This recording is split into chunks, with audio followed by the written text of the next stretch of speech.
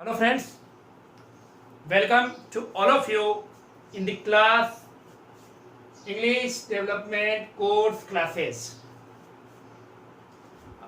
तो फ्रेंड्स, मैं जानता हूँ काफ़ी दिन हो गए हैं मेरे वीडियो नहीं आ रहे हैं, और जो इंग्लिश लर्नर हैं जो कि मेरे साथ में जिन्होंने इंग्लिश सीखना शुरू किया था वो भी अब थोड़े थोड़े धीरे बढ़ गए, क्योंकि सर खुद ही जो है वो नहीं आ रहे हैं, पढ़ा ही नहीं रहे हैं, तो फिर बाद में पढ़ेंगे भी क्या। इसलिए सबसे पहले तो उसके लिए मैं आप सभी से माफ़ी मांगना चाहूँगा। ठीक है, थोड़ा सा बिजी थे, घर के थोड़े काम इस प्रकार से हो गए जिस कारण मैं आपको समय नहीं दे पाया, और दूसरी क्लासेज वगैरह की वीडियो बनाने में थोड़ा समय नहीं मिल पाया था। ठीक है, तो आज मैं एक अच्छा टॉपिक लेकर आपके सामने आया हूँ उन बिगिनर्स के लिए, यानी कि बिगिनर्स का मतलब होता है जो कि शुरुआती दौर में है, यानी कि अभी जो है आप सभी इंग्लिश सीखने वाले हैं, है ना। अभी आप इंग्लिश को इतना ज़्यादा नहीं जानते हैं, तो आपकी इंग्लिश जो है वो आज से शुरू हो जाए, या फिर हम जो है इंग्लिश के अंदर बात करना शुरू कर दें। मैं भी आपके साथ में बात करूं, मुझे और अच्छा लगेगा, आप भी मेरे साथ बात करेंगे तो और अच्छा लगेगा। तो हम जो है कुछ सेंटेंस से शुरुआत करेंगे, लेकिन पहले मैं आपके मन में कुछ इंग्लिश को लेकर जो डर है उसको खत्म करना चाहता हूँ। देखो, सबसे पहले इंग्लिश जो है वो दो चीज़ों के लिए पढ़ते हैं। अच्छे से मेरी बात को समझना, ठीक है ना। मैं यहाँ पर आपको समझाऊंगा। देखो, कोई भी इंसान अगर इंग्लिश पढ़ता है तो दो तरीके से पढ़ता है, या फिर दो रीजन से पढ़ता है। पहला रीजन क्या होता है? एग्जाम, यानी कि जो स्टूडेंट्स हैं 12th तक पढ़ने वाले, या फिर हम जैसे जो कंपटीशन की तैयारी कर रहे हैं, कॉम्पिटिटिव जो एग्जाम्स की तैयारी कर रहे हैं, वो हमेशा एग्जाम के पर्पज से जो है इंग्लिश को देखते हैं। उसमें उनको क्या देखना पड़ता है? उनको ग्रामर देखना पड़ता है, उनको वोकेब देखनी पड़ती है, और अदर भी कुछ चीजें हैं जो कि उन्हें देखनी पड़ती है। जबकि दूसरा जो रीजन है इंग्लिश को जानने का, वो उनके लिए है जो कि इंग्लिश क्या करना चाहते हैं? स्पीकिंग, यानी कि वो इंग्लिश को बोलना चाहते हैं। जैसे अगर बात करें विराट कोहली की, जैसे अगर बात करें महेंद्र सिंह धोनी की, जैसे बात करें सचिन तेंदुलकर की, या जितने भी क्रिकेटर्स हैं हमारे, तो क्या वो कोई एग्जाम दे रहे हैं? वो कोई एग्जाम नहीं दे रहे हैं। वो इंग्लिश केवल क्या करते हैं? बोलते हैं।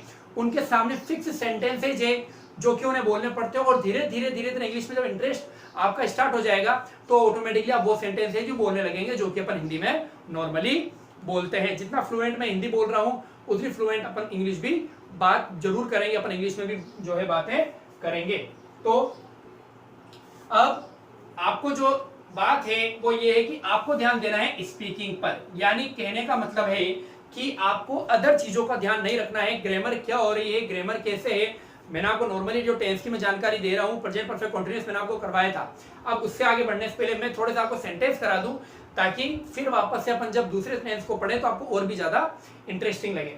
तो हम सीख रहे हैं स्पीकिंग। तो देखो, स्पीकिंग में आपको ग्रामर पे ध्यान नहीं देना है, हाँ आप वोकेब पर ध्यान दीजिए, बहुत अच्छी बात है। वोकेब भी ऐसी जो कि नॉर्मली डेली यूज वाले जो आपके जो वर्ड्स है ना, उनको आप क्या करिए, थोड़ा सा याद करिए। जैसे खाना खाने को क्या बोलते हैं, उठने को क्या बोलते हैं, रोने को क्या बोलते हैं, जाने को क्या बोलते हैं, खेलने को क्या बोलते हैं, पढ़ने को, लिखने को, हंसने को, रोने को।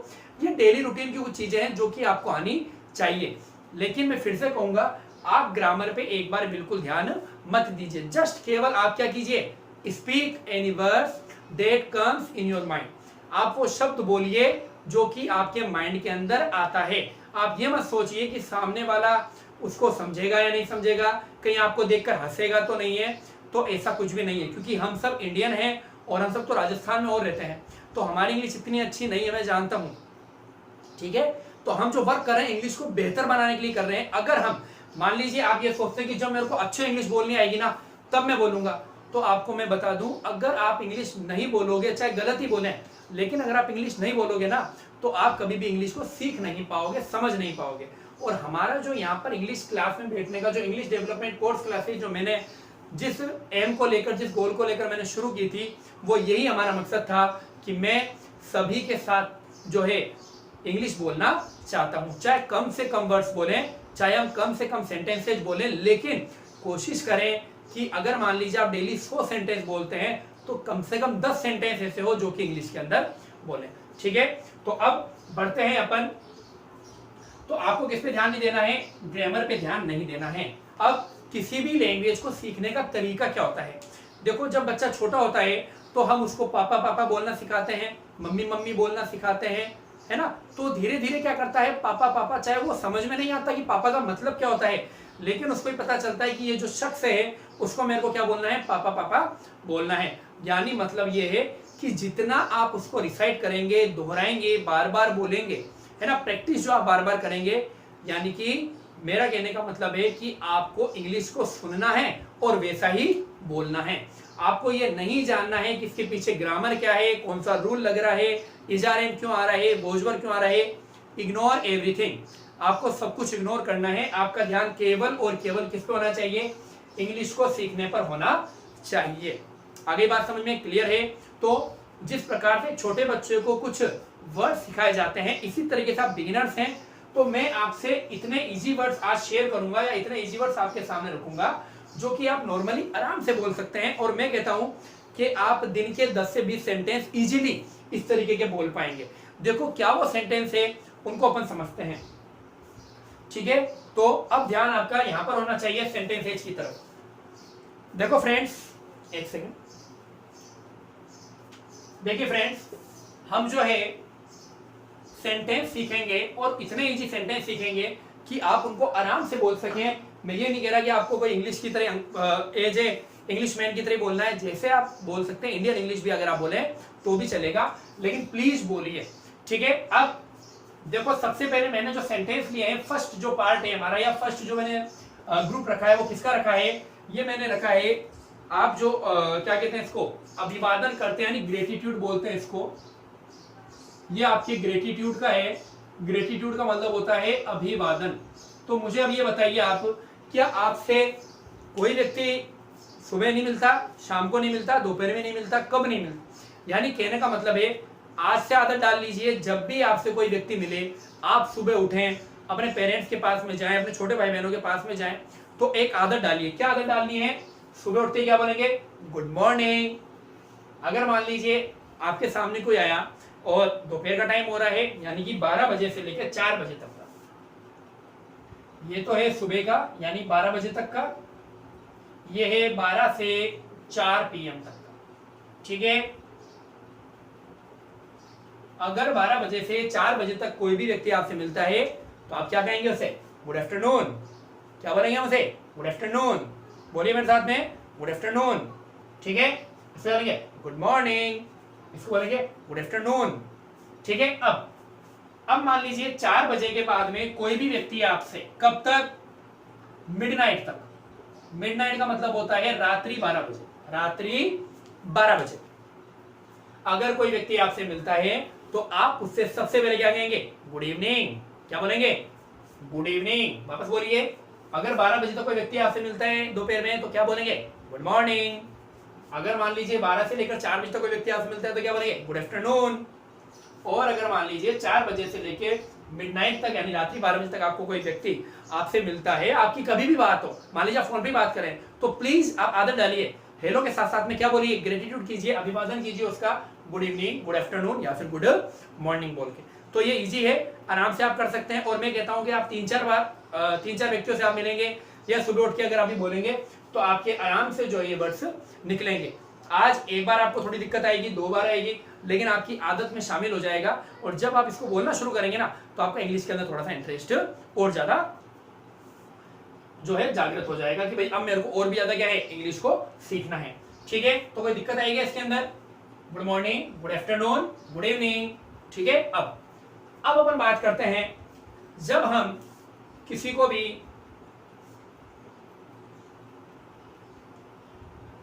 क्या कहते हैं? Bye, saying bye.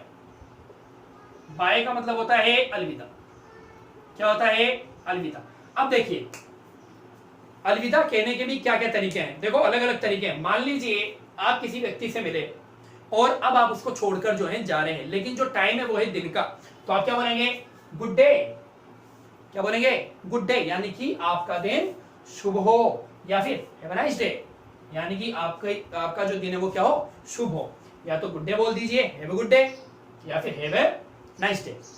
अब जब मान लीजिए रात का टाइम हो गया है और अब आप उस व्यक्ति से नहीं मिलने वाले हैं, या फिर नेक्स्ट मॉर्निंग आपकी उनसे बात होने वाली है, तो प्लीज कहिए गुड नाइट। इसी तरीके से आप अपने घर वालों को भी जो है, जब रात को आप सोते हैं तो अपने पेरेंट्स को, अपने जो ग्रैंड पेरेंट्स है, आपके चिल्ड्रन है है ना, जितने भी आपके घर में रिलेटिव्स हैं, मेंबर्स हैं, उन सबको क्या बोलिए, गुड नाइट। जैसे मान लीजिए रिंकी है, आप बोलिए good night Rinki, good night son, good night baby. आगे बात समझ में?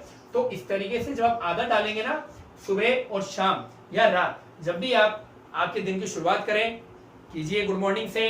अगर आप रात को खत्म कर रहे हैं, यानी कि अब आप सोने वाले हैं, you are going to bed now, then you will speak good night, ठीक है, टू एवरीवन। सभी को आपको क्या बोलना है, गुड नाइट। तो कैसा लगा?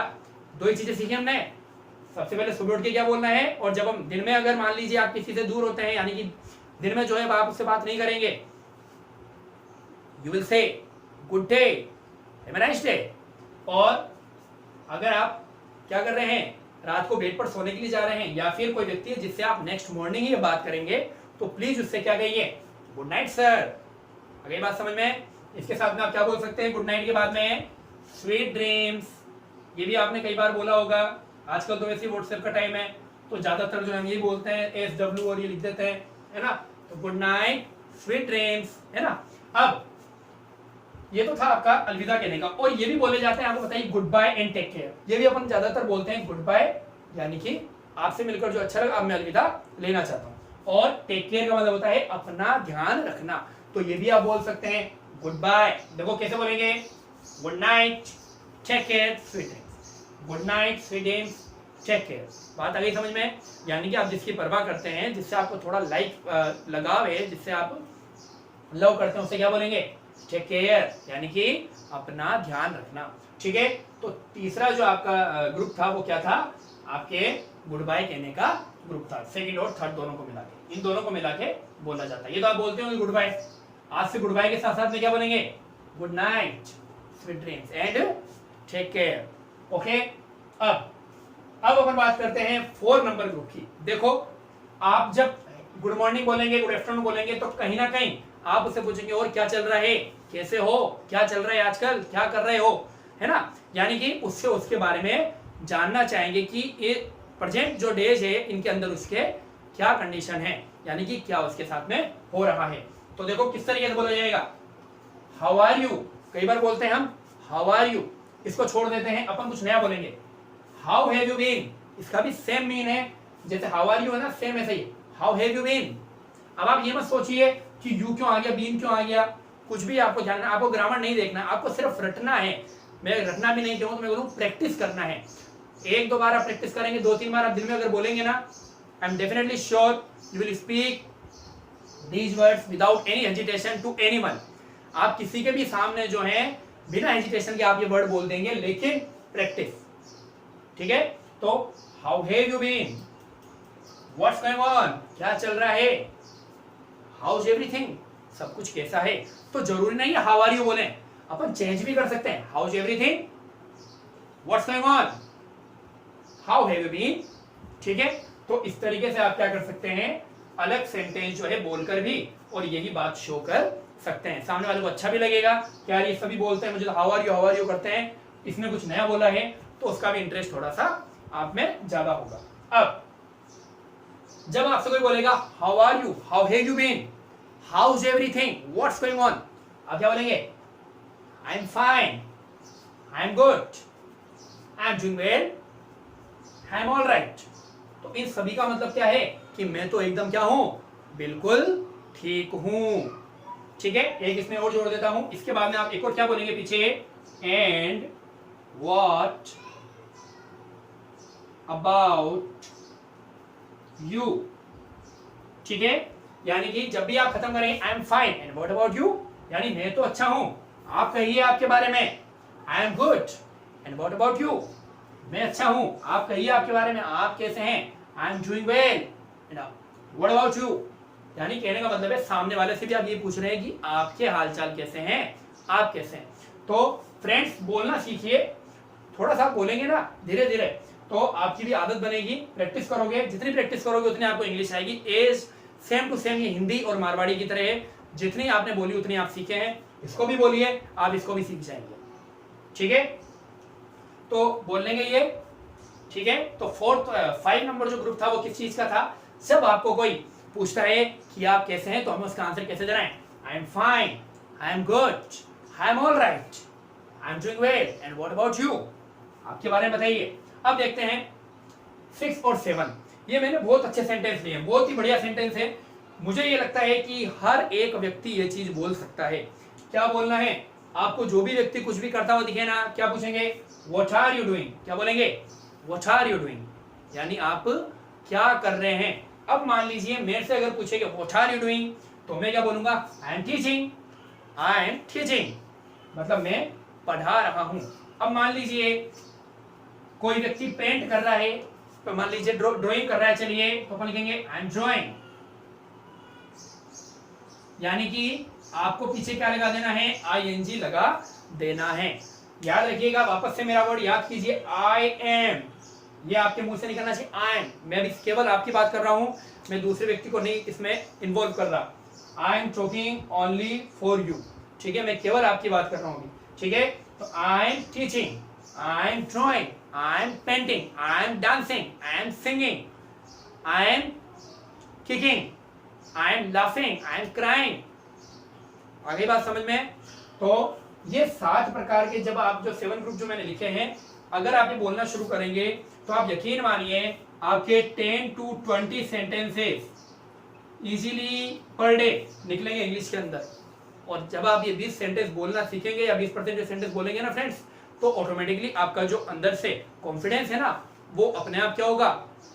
इंक्रीज होगा, बढ़ेगा, ग्रो होगा। समझ में आ रही है बात?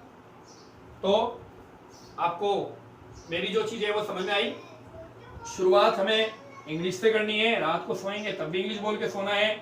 और एक बात और मैं बता दूं, कई लोगों का ये सोचना है हिंदी तो हमारी मातृभाषा है और इस हिंदी के अलावा मैं कोई भाषा नहीं बोलूंगा। तो मैं उनको बता दूं कि भले ये मातृभाषा है, लेकिन जो इंग्लिश है वो इंटरनेशनल लैंग्वेज है। कई सारी ऐसी इंफॉर्मेशन है, साइंटिस्ट है वो हिंदी में नहीं, वो सारी जितनी भी चीजें हैं, थीसिस वगैरह, टोटल उनकी इंग्लिश के अंदर है। अगर आप देखेंगे तो इंग्लिश स्पीकिंग, क्योंकि इंग्लिश जो है वो इंटरनेशनल लैंग्वेज है, हर एक चीज आपको जो प्रोवाइड होगी ना इन इंग्लिश होगी, ठीक है। तो मैं ये नहीं कहता कि आप हिंदी मत बोलिए, आप हिंदी बोलिए, बहुत अच्छी बात है, मैं भी बोलता हूँ, आप भी बोलिए, लेकिन इंग्लिश पे भी थोड़ा सा क्या कीजिए? ध्यान दे लीजिए, ताकि आपके जो बच्चे हैं या आपके आसपास है, मान लीजिए आपका बच्चा है वो कोई गलती करता है इंग्लिश के अंदर, और अगर आप नहीं बता सकते और टीचर ऐसा है जो कि ये चीज नहीं बता रहा है कि ये चीज वो गलत बोल रहा है, तो आप किस तरीके से उसे सुधारेंगे? आप कैसे इंप्रूवमेंट लाएंगे अपने बच्चे के अंदर? आपका बच्चा तो इंग्लिश मीडियम में जा रहा है लेकिन आपको नहीं आती है, लेकिन अगर आप यहाँ पे सीखेंगे तो आपको पता चलेगा ना कि भाई सर ने तो ये कहा था हाउ हैव यू बीन, या हाउ हैव यू के बाद में बी लगा हुआ है, गलत है। मतलब मेरी बात समझ में आ रही है? सेंटेंस फिक्स है, स्ट्रक्चर फिक्स है, यही सेंटेंस बार बार दोहराए जाएंगे। तो अगर आपको ये चीजें पता होगी तभी आप उसके अंदर जो है करेक्शन कर पाएंगे कि आपका बच्चा सही जगह जा रहा है या गलत जगह जा रहा है। क्योंकि जरूरी नहीं है कि इंग्लिश पढ़ाने वाला एकदम करेक्ट, क्योंकि मैंने कई ऐसे बच्चों को देखा है जिनको इंग्लिश पढ़ाते तो हैं लेकिन उन्हें कुछ भी पता नहीं है। और मैं नहीं चाहता कि हमारे आपके जो बच्चे हैं वो इस तरीके से इंग्लिश को पढ़े। मैं चाहता हूँ इसको वो एज ए हिंदी किस प्रकार से पढ़ते हैं, एक एक चीज समझ में आती है, सेम ऐसे अगर इंग्लिश को पढ़ेंगे ना तो इसको पढ़ने में अलग ही आनंद आएगा और इसको पढ़कर आपको बहुत ज्यादा अच्छा लगेगा। और यकीन मानिए कुछ समय बाद में आपको हिंदी से भी ज्यादा इंग्लिश अच्छी लगने लग जाएगी। क्यों अच्छी लगेगी वो आपको धीरे धीरे पता चलता जाएगा जैसे जैसे आप मेरी वीडियोस देखेंगे, ठीक है। तो देर से मैंने वीडियो बनाई है, लेकिन मेरे हिसाब से मैंने अच्छा टॉपिक लिया है। काफी मैंने सोचा कि आपके लिए मैं क्या करूं, तो मुझे ऐसा लगा कि मुझे आपको कुछ सेंटेंसेस सिखाने चाहिए ताकि आप अपने इंग्लिश की शुरुआत कर सकें, ठीक है। और मैंने इंटरेस्टिंग टॉपिक के साथ में अगली वीडियो में मैं आपके सामने अगेन वापस से हाजिर होऊंगा। तब तक के लिए goodbye, take care and have a nice day.